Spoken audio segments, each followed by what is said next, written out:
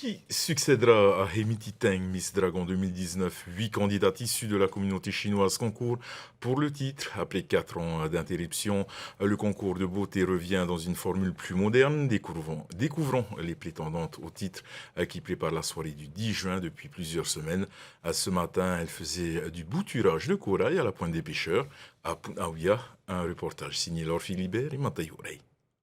Incarner les Polynésiens d'origine chinoise, ce sera le rôle durant un an de l'une de ces 8 jeunes femmes. Une responsabilité qui ne s'improvise pas.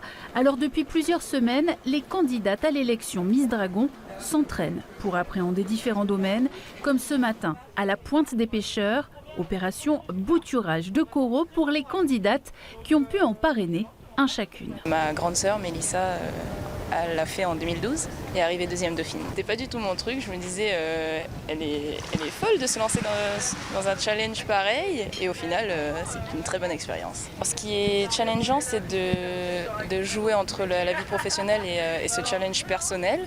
Donc moi c'est plutôt le côté organisation, vraiment être structuré pour être au quotidien la meilleure de moi-même. Pour moi la Miss Dragon ça serait une Miss engagée dans toutes les causes, qu'elles soient environnementales, animales ou humaines. C'est vraiment une Miss qui s'investit dans tout ce qu'elle entreprend. Voilà.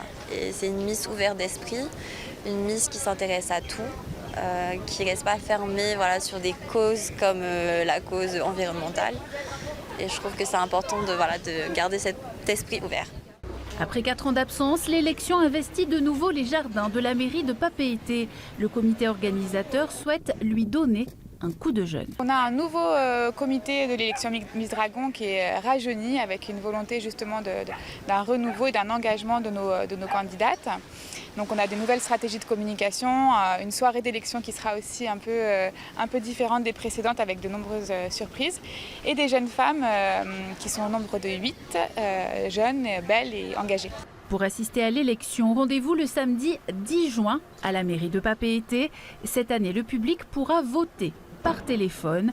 La 51e Miss Dragon participera à Miss Chinese International à Hong Kong.